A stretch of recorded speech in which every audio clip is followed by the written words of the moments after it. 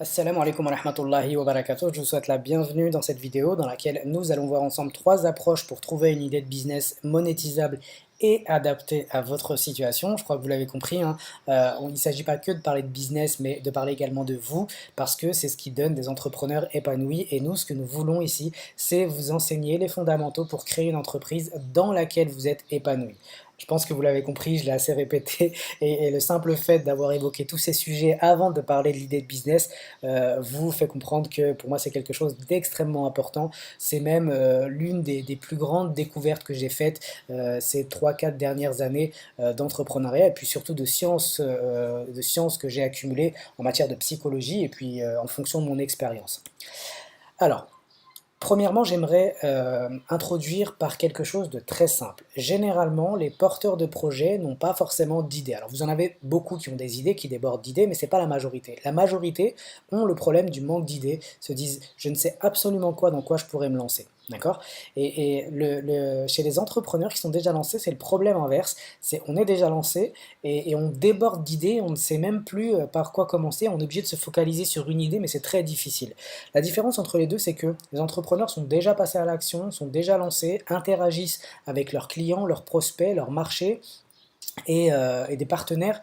Et donc du coup, chaque fois qu'elles accumulent de nouvelles informations ou de nouveaux enseignements, eh bien ça développe de nouvelles connexions dans leur cerveau et donc ça leur donne de nouvelles idées de business. Tout simplement, d'accord. Donc, alors, allez à la pêche aux infos chez les entrepreneurs débordent d'idées. Si vous ne trouvez pas d'idées après les exercices que nous ferons ici après cette vidéo, eh bien, rapprochez-vous d'entrepreneurs, posez-leur vos questions et vous allez voir que vous allez déborder d'idées également.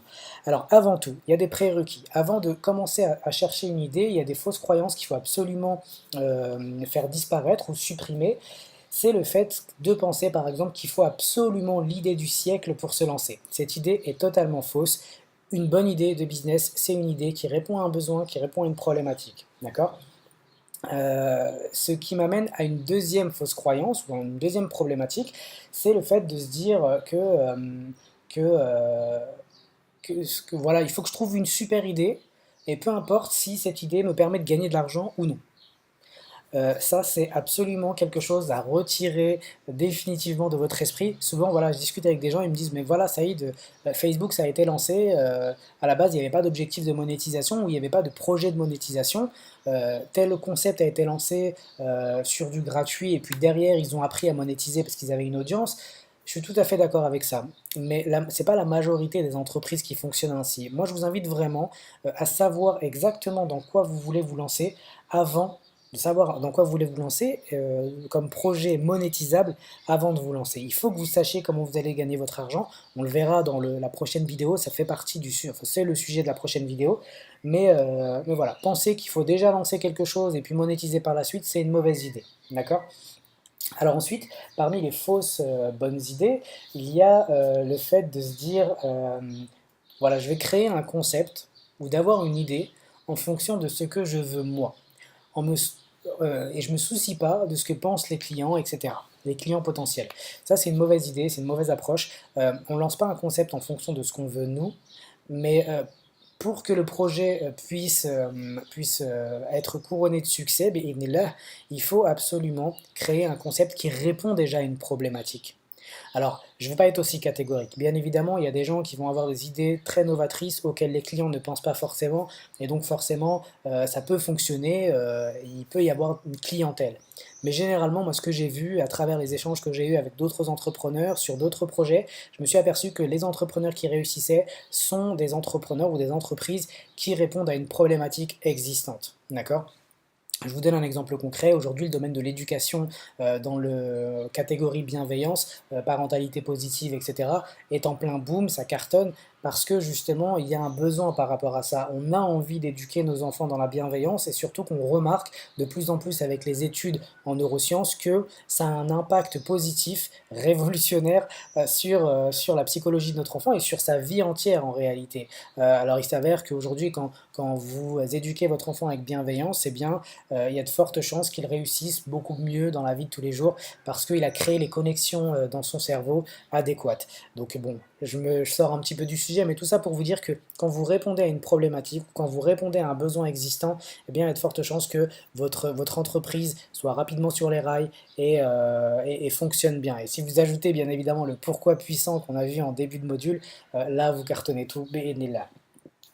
Deuxième fausse approche ou mauvaise approche que j'ai vue, et cette approche je l'ai vue surtout chez les artistes, c'est voilà, moi je suis passionné par ce que je fais, j'aime beaucoup la peinture, j'aime beaucoup confectionner telle et telle chose, mais voilà, ça me saoule de vendre en fait. J'ai pas envie de vendre parce que je me sens un petit peu gêné, d'accord? C'est aussi une fausse croyance, c'est une mauvaise façon de voir les choses parce que il y a beaucoup d'artistes qui malheureusement bon, heureusement, ont un énorme talent, sont passionnés par ce qu'ils font, ils sont très épanouis lorsqu'ils le font, mais comme en fait ils cherchent pas à monétiser ou il n'y a pas d'aspect commercial, ben, ils sont obligés d'arrêter ce qu'ils font, déjà d'une part, pour faire un travail lambda qui leur déplaît, et en plus de ça, eh bien, le client potentiel ben, n'en profite pas forcément parce que voilà, il n'y a pas de business qui répond, enfin il n'y a pas d'artiste qui travaille sur cette problématique-là. D'accord? Donc il faut absolument retirer ces fausses croyances. Les gens sont prêts à investir dans quelque chose qui va leur apporter du bonheur, dans quelque chose qui va les satisfaire ou dans quelque chose qui va répondre à leurs problématiques ou à leurs besoins. D'accord? Donc si vous êtes artiste, il faut absolument que vous travaillez sur vous-même pour pouvoir créer une entreprise autour de votre passion parce que c'est peut-être l'un des plus beaux projets d'une vie que de travailler dans quelque chose qui nous passionne. Moi aujourd'hui ce que je fais, ça me passionne terriblement. Euh, quand je commence ma journée et que je commence à travailler, lire des articles sur le web marketing, sur la psychologie, le développement personnel, que j'applique ces principes-là à ma vie, à mon business, etc., mais je suis le plus épanoui des hommes en fait. Et quand je partage ces informations-là avec mes enfants, avec mes proches, bah, en fait, je ressens un sentiment de bien-être et c'est bien évidemment ça que l'on recherche dans un business abouti. D'accord? Alors ensuite, pour moi, il y a trois approches pour trouver une idée de business. Il y a trois approches pour trouver une idée de business. Je vais vous présenter l'une d'entre elles, c'est celle que j'ai moi-même testée sur moi et celle qu'on enseigne également dans le programme WMA parce qu'elle tourne autour d'une passion. D'accord? C'est pour moi le meilleur moyen d'être épanoui, c'est justement de concilier passion et projet entrepreneurial ou projet de vie projet de vie avec un pourquoi puissant, avec un projet beaucoup plus important que soi, et un projet entrepreneurial. Je vous donne un exemple concret. Moi, aujourd'hui, j'aimerais, dans le cadre de mon entreprise, faire en sorte que nous aidions un maximum des milliers, des millions de musulmans à reprendre confiance en eux, puisque je sais qu'il y a une grosse problématique par rapport à ça aujourd'hui, et à prendre conscience de leur potentiel, et surtout à prendre conscience qu'ils peuvent partir de zéro et créer quelque chose de grand, parce que ça s'est déjà fait, et parce qu'on a Allah subhanahu wa ta'ala comme soutien. Si j'arrive à faire ça à la fin de ma vie, ou si j'arrive à enclencher une machine qui contribue à ce résultat, ben voilà, en fait, j'aurais pour moi réussi ma vie, bi'idhnillah. Donc quand vous travaillez sur un projet de vie et que votre projet de vie est lié à votre projet entrepreneurial et qu'il y a un réel besoin au sein de votre communauté, au sein de votre public, ou en tout cas chez le public que vous visez, bah forcément ça crée un mélange explosif et bi'idhnillah, ça donne des résultats énormes en matière d'épanouissement, en matière de réussite entrepreneuriale, bref, une réussite totale bi'idhnillah. Alors c'est mon approche à moi, c'est mon avis à moi, peut-être que vous serez d'un autre avis, mais voilà, c'est pour ça que je vais commencer par ça et ensuite je vous donnerai d'autres approches pour trouver une idée de business. Alors dans cette approche-là, il va y avoir trois étapes. Trouver un maximum d'idées sans se soucier de leur pertinence, filtrer ces idées, d'accord? Généralement, c'est là où est le plus gros travail, et tester ces idées-là, d'accord? Alors, trouver un maximum d'idées rapidement quand on est dans cette approche-là, l'approche passion et projet entrepreneurial, eh bien on va commencer par lister ses atouts personnels, ses compétences, ses connaissances, ses passions, parce que même si on n'est pas très très compétent dans un domaine, lorsqu'on est passionné, c'est bien de se lancer dans ce domaine-là parce que quand on est un passionné, et ça Idriss Aberkan l'explique très bien, c'est là où on apprend de manière accélérée en fait. Alors revenons-en au sujet, quels sont vos atouts personnels? C'est ce que vous allez lister, vos atouts personnels, votre passion, vos passions, les compétences que vous avez, les vos projets de vie et les domaines auxquels vous comptez vous consacrer ou consacrer une grande partie de votre vie, parce que c'est important d'avoir ça aussi, c'est pour ça qu'on a fait l'exercice précédemment. Le fait de savoir sur quoi on va travailler au niveau de ses projets de vie, eh bien ça nous donne des idées par rapport à notre business également. Donc n'hésitez pas à lister tout ça. Alors attention aux objections que vous risquez, que votre cerveau risque de vous suggérer à ce moment-là, votre voix intérieure qui peut être un ami mais aussi votre pire ennemi. Quand vous allez lister, ne vous posez aucune question, ne vous dites pas ça c'est pas rentable, ça c'est pas monétisable, etc. Ça vous le ferez après. D'accord, vous ferez passer l'ensemble de vos idées dans des filtres, mais voilà, là l'objectif du premier exercice c'est vraiment de tout lister et de lister au moins une cinquantaine d'idées, d'accord. Donc toutes les suggestions négatives de votre cerveau du type ce n'est pas une bonne idée, celle-là ne marchera pas, je n'ai pas assez d'expérience ou tu n'as pas assez d'expérience, cela a déjà été fait par un autre que toi, ça c'est quelque chose qu'on retrouve très fréquemment, il y a beaucoup de concurrence, il y a déjà des gens qui font ça, etc. Il y a des taxes, une réglementation, la météo, la pluie, le beau temps, bref, toutes les logiques illogiques que votre cerveau, votre subconscient va vous suggérer au moment où vous allez commencer à lister vos idées. D'accord. Alors vous savez, il y a des concepts un peu fous qui cartonnent, notamment la dernière fois je suis tombé sur une page de vente d'une personne, d'une mère de famille qui vend un e-book et qui cartonne en fait, la vente de cet e-book cartonne et qui explique comment aller programmer son voyage à Disney World. Donc c'est quelque chose de très spécifique. Moi, il ne me viendrait même pas à l'esprit d'aller chercher un produit numérique sur comment voyager à Disney World, et pourtant c'est une maman qui a trouvé des astuces qui permettent d'avoir l'hôtel moins cher, d'avoir un programme pour les jours que l'on va passer à Disney World, etc. Et elle vend cet e-book, je crois que c'est 19 dollars, et il se vend comme des petits pains parce qu'en fait, finalement, il y a beaucoup de gens qui vont à Disney World et ça les intéresse d'avoir des astuces pour payer moins cher ou pour faire de ce voyage un moment inoubliable. D'accord. Donc ne vous posez pas de questions sur l'idée, sur c'est pas le moment. Là l'objectif c'est de faire une chose à la fois, c'est de commencer par lister tout ce que vous avez dans votre esprit en termes d'idées en fonction de vos passions, de vos projets de vie, de vos compétences et donc de tout ce de votre savoir-faire, de vos atouts personnels, etc. D'accord. Une fois que vous avez fait ça, eh bien, vous allez transformer, et ça c'est très important, c'est un exercice que l'on fait également dans le programme WMA, que vous allez faire également parce qu'il me semble important lorsqu'on veut se lancer dans un concept, lorsqu'on choisit cette approche, c'est-à-dire passion et projet entrepreneurial, c'est transformer toutes ces idées en valeurs que vous pouvez apporter de manière spécifique. D'accord. Je vous donne un exemple concret. Si par exemple l'une de vos compétences c'est de pouvoir créer des PowerPoint super stylés, eh bien il peut y avoir plusieurs valeurs que vous pouvez créer. D'accord. Donc créer des super PowerPoint pour une offre commerciale, ce qui permet à l'entreprise qui les achète de gagner plus de temps, de l'argent parce que ils présenteront une offre de façon bien commerciale. Bref, trouver un maximum de valeur à chacune des idées que vous avez énoncées. D'accord. Quelle valeur un client potentiel pourrait-il voir dans votre idée? Par exemple, alors je sais que j'avais vu ça dans un livre d'entrepreneuriat où il disait voilà en fait moi je suis spécialisé dans non je suis alors c'est même pas une compétence c'est je suis l'ami des bêtes, je suis l'ami des chiens, les chiens m'aiment bien, moi j'aime les chiens, je passe mon temps avec mes chiens à la maison, etc. Et la valeur qu'on peut extraire, la valeur commerciale qu'on peut extraire de ça, c'est promener le chien pour d'autres personnes, parce qu'on sait que certaines personnes, en fait, c'est quelque chose, c'est une activité qui les embête un petit peu, donc proposer ce service-là, ça peut être intéressant. Il y a des gens qui achètent ce service-là, qui louent ce service-là aux États-Unis, par exemple.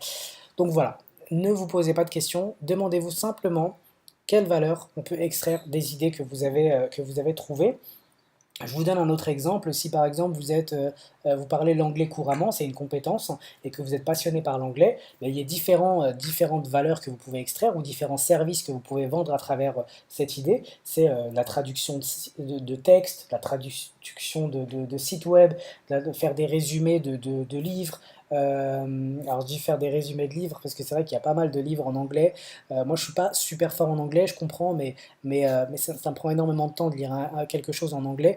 Donc du coup c'est vrai qu'à un moment donné je recherchais j'ai trouvé des sites de résumés de livres en anglais pour voir si c'est des livres à approfondir ou non. Parce que la plupart des livres américains qui sont des best-sellers ne sont pas forcément tout de suite traduits en français. Donc c'est vrai que je recherchais ça justement. Donc c'est un réel besoin des gens comme moi. Donc ça peut être aussi apprendre les verbes irréguliers. Bref, il y a énormément d'idées. Ne vous limitez pas. Essayez de trouver un maximum d'idées. Passez-y plusieurs jours s'il le faut. Mais ça va vous aider par la suite au moment du filtre. D'accord? Une fois que vous avez fait ce travail conséquent, mais fondamental si vous voulez trouver la bonne idée, monétisable, eh bien ça va être de filtrer vos idées. Donc filtrer des idées en fonction des critères d'une bonne idée de business. Alors, je veux toute votre attention. Pour éviter de tomber dans des idées qui ne sont pas monétisables, on va revenir un petit peu sur quels sont les besoins des clients, ou sur quels critères un client achète un produit ou un service. D'accord? C'est important d'avoir ça en tête. C'est important de garder ça à l'esprit lorsque vous allez filtrer vos idées. Parce que, alors, ce que je vais vous donner, c'est les critères que moi j'ai déjà filtrés en fait. Vous en avez un certain nombre, peut-être que vous en avez d'autres vous, mais je vais vous donner les principales, les raisons principales pour lesquelles les clients achètent un produit. Premièrement, pour un besoin urgent. Je vous donne un exemple concret. Alors c'est l'exemple qui me vient en tête, je ne l'ai absolument pas préparé, mais voilà. Chaque fois que je parle d'urgence, c'est celui-là qui me vient en tête. J'ai une rage dedans, j'ai une rage dedans, donc c'est urgent, il faut absolument que je trouve un moyen de calmer cette rage dedans. D'accord? Donc besoin urgent. Audience. Donc forcément, si vous souhaitez travailler sur un projet qui n'intéresse personne, ça va être compliqué. Alors aujourd'hui, vous avez des outils qui s'appellent des générateurs de mots-clés, des keyword tools, qui vous permettent d'analyser le potentiel d'un mot-clé en fonction des recherches que font les internautes. Je vous donne un exemple concret. Par exemple, vous êtes naturopathe, vous allez taper naturopathe dans l'outil, il va vous donner le nombre de personnes qui font cette recherche, donc qui écrivent naturopathe ou cherchent naturopathe sur Google. Et ça vous donne une idée de l'audience, une idée plus ou moins précise de l'audience de ce besoin, sur ce mot-clé. Ensuite, les gens seraient-ils intéressés pour y avoir accès? D'accord? Ça, vous pouvez le savoir à travers, par exemple, est-ce que les gens achètent déjà quelque chose qui permet de répondre à la problématique que votre idée règle? D'accord? Je vous donne un autre exemple concret, par exemple la motivation. Si vous voyez que par exemple les gens achètent des livres sur la motivation et qu'il y a beaucoup de livres qui sont en vente sur la motivation, c'est que les gens sont prêts à payer justement pour pouvoir être plus motivés. C'est un exemple un peu bateau, simplissime, mais voilà, c'est pour vous mettre sur la voie. Ensuite, est-il facile ou peu coûteux d'acquérir de nouveaux clients? Ça, c'est important sur le plan web marketing ou sur le plan marketing. Les produits qui nécessitent une usine à gaz de marketing ou de stratégie web marketing pour pouvoir acquérir de nouveaux clients, on oublie automatiquement. D'accord? Plus ça sera simple, plus vous serez motivé à le faire, plus vous obtiendrez des résultats. Ensuite, l'offre est-elle originale? C'est un critère facultatif, mais si votre offre est originale, vaut mieux qu'elle soit originale, ou au moins votre positionnement, votre discours, ou la façon dont vous abordez les choses, ou votre image est originale, c'est important de le garder à l'esprit là, à ce moment-là. Pouvez-vous la mettre sur le marché rapidement? Donc ça aussi, simplicité, si une idée est trop compliquée à mettre sur le marché, s'il faut essayer de lever des fonds pendant 3 ans pour pouvoir y aller et enfin donner vie à votre idée, oubliez, c'est pas la peine du tout. Mieux vaut commencer par une idée simple, surtout si c'est votre premier projet entrepreneurial. L'investissement initial est-il raisonnable? Si vous avez besoin de mettre toutes vos économies pour pouvoir créer votre entreprise, c'est pas la peine non plus.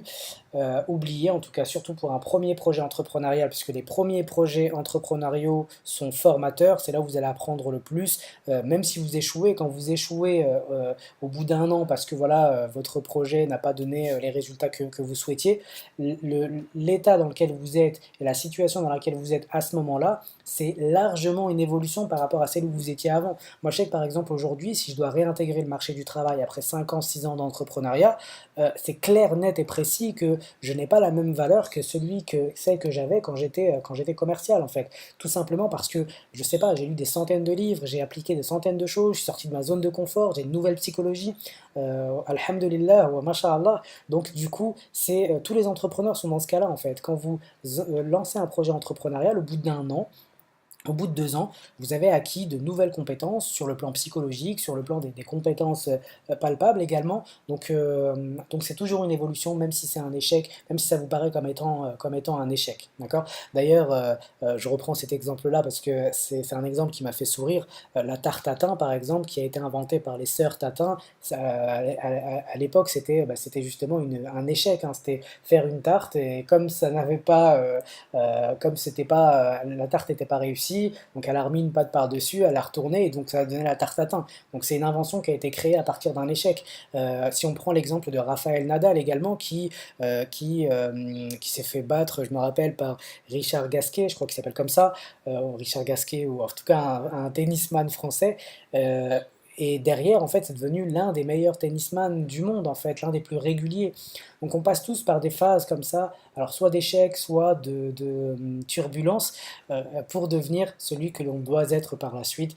Même dans l'histoire de l'humanité, toutes les grandes réussites sont forcément passées par des échecs. Steve Jobs dit par exemple que le fait qu'on l'ait viré de sa propre entreprise, d'Apple, a été l'une des plus belles choses de sa vie, parce qu'il pensait qu'il était intouchable, et d'un coup, en fait, il s'est rendu compte que finalement, il peut tout perdre. Donc, ça l'a remis, en fait, il a compris qu'il fallait qu'il travaille dur pour atteindre un objectif, et que tout n'était pas gagné, en fait. Et donc, c'est le discours qu'il donne à la fin lorsqu'il a réintégré Apple. Il dit, voilà, en fait, ça a été un choc émotionnel, effectivement, mais ça a été l'une des plus belles épreuves de ma vie, parce que c'est ce qui m'a permis d'être celui que je suis aujourd'hui, et donc Apple, d'être l'entreprise qu'elle est aujourd'hui. Alors, dernier critère très important, les efforts à mettre en place pour continuer à proposer cette offre doivent être raisonnables. D'accord? Ça aussi, ça rentre dans le cadre de l'insimplicité. On peut réduire les trois critères que nous avons vus sur ce point-là par rapport à la simplicité. Il faut que ce soit simple à mettre en place, simple à vendre et simple à lancer. D'accord? Gardez vraiment, vraiment ça en tête. La simplicité, c'est ce qui fait la réussite et la durée des projets entrepreneurs et même des projets de façon générale. Ok? Une fois que vous avez fait ça et que vous avez passé chacune de vos idées dans ces filtres-là, eh bien, il va falloir tester vos idées en vrai. Et là, moi, j'utilise vraiment deux méthodes par rapport à ça.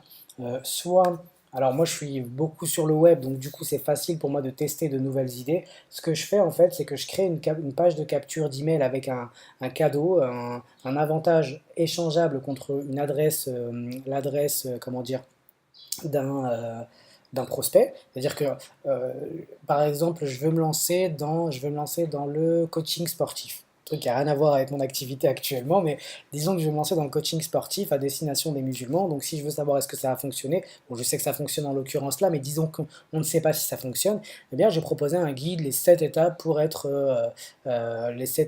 réussir, pour reprendre le contrôle de sa vie, de sa santé, de sa nutrition, etc.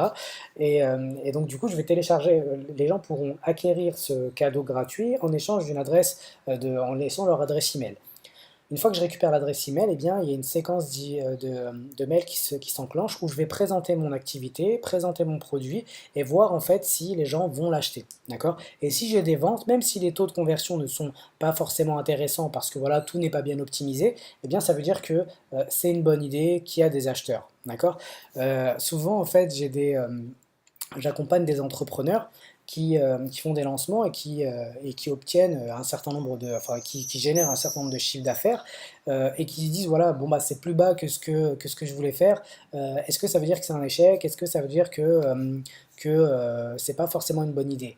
Absolument pas en fait. À partir du moment où vous avez un certain nombre de personnes qui achètent votre produit ou qui accèdent à votre service, c'est qu'il y a un intérêt. Et là où il faut travailler, c'est sur le taux de conversion et donc sur le marketing, sur l'optimisation de votre site, sur l'optimisation de votre stratégie. Et c'est comme ça qu'on augmente petit à petit, progressivement, les taux de conversion. Alors il y a un grand marketeur aux États-Unis que j'ai suivi pendant un certain temps qui l'exprime très bien et dit voilà, en fait, j'ai lancé un premier produit en ligne qui coûtait 4,95 € et j'ai eu un acheteur.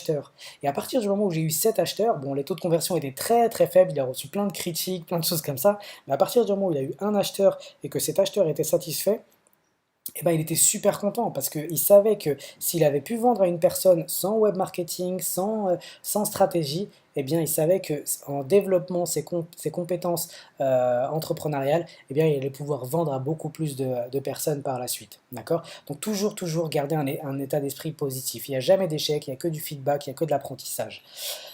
Donc ça, c'était pour la première approche. Première approche, alors je vais vous donner la deuxième méthode pour tester, c'est très simple. Alors c'est une méthode, surtout si vous travaillez à destination du B2B, c'est une méthode que vous pouvez utiliser pour trouver un certain nombre de prospects.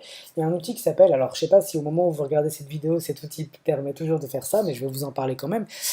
C'est un outil qui permet d'aller sur LinkedIn et de collecter les adresses email de personnes, donc de professionnels qui sont sur LinkedIn.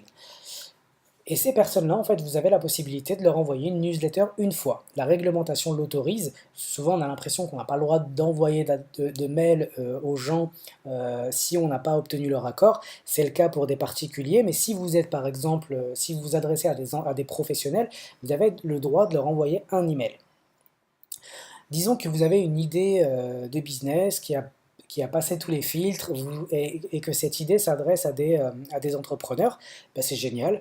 Vous allez pouvoir utiliser cet outil-là, collecter un maximum d'adresses email correspondant à des entreprises qui pourraient être intéressées par votre produit et donc leur envoyer un premier mail pour leur proposer votre produit. Idem, si vous avez un certain nombre de personnes qui achètent votre produit ou qui émettent un intérêt pour celui-ci, c'est que l'idée a passé le filtre de la monétisation et que c'est une bonne idée, tout simplement. D'accord? Donc ça, c'est pour la première approche. Première approche qui allie passion et projet entrepreneurial. La deuxième approche, sur laquelle on va passer peut-être un peu moins de temps, c'est pour trouver des opportunités, hein, je veux dire, c'est quelles sont les opportunités dont vous disposez? C'est la question que vous devez vous poser. Je vous donne un exemple concret. Moi, je sais qu'autour de moi, donc là, je suis dans l'entrepreneuriat, donc je partage beaucoup d'informations avec des entrepreneurs, j'échange beaucoup avec des entrepreneurs, et parfois, en fait, bah, je vois des opportunités, par exemple, un nouveau produit qui vient de se lancer dans un marché, lancé par un grossiste, qui propose une offre irrésistible, c'est-à-dire un produit qu'on peut acheter vraiment pas cher du tout, et le vendre à un tarif plutôt coûteux. D'accord? Alors un tarif coûteux, mais toujours en dessous de la valeur que lui accorde l'acheteur final. Donc ça, c'est une opportunité en fait. Quand vous avez autour de vous, je ne sais pas, quelqu'un qui vend un produit, qui peut vous mettre à votre disposition ce produit, que vous pouvez y accéder très simplement et qui c'est pas cher et que vous pouvez le vendre cher à un tarif bas et que vous pouvez le vendre à un tarif élevé, c'est une opportunité de business. Alors bien évidemment, si elle n'est pas liée à une passion, ça donnera le moins d'impact sur le plan psychologique et émotionnel chez vous, mais ça peut quand même constituer une opportunité. Alors ça peut être également d'importer un business existant ou un modèle économique existant et de le transférer dans un autre pays ou à destination d'un autre public. D'accord? Euh, par exemple, lorsque je me suis lancé, j'ai lancé mon premier concept qui était Islamic Deal, c'était un site d'achat groupé à destination des musulmans. Ce qui m'a donné l'idée, bien évidemment, c'est Groupon, qui propose des offres promotionnelles exceptionnelles à destination de tout le monde.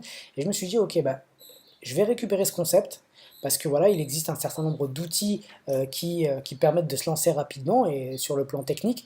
Mais je vais m'adresser à destination des musulmans parce que lui, Groupon, il va s'adresser à tout le monde et donc il va vendre des produits plutôt généraux, alors que moi, je vais pouvoir vendre des produits islamiques tels que des livres, tels que des abayas, tels que du prêt-à-porter islamique, tels que l'accès à des restaurants halal.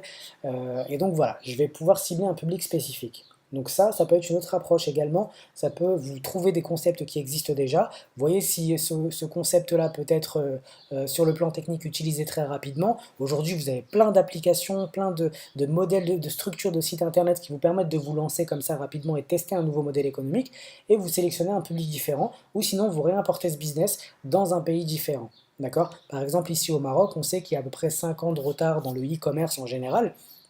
Il suffit de prendre un e-commerce ou un type de e-commerce qui fonctionne en Europe ou aux États-Unis, de l'importer en France et au Maroc, je veux dire, et de l'utiliser en fait, tout simplement. D'accord? Donc ça, c'est une deuxième approche que vous pouvez utiliser.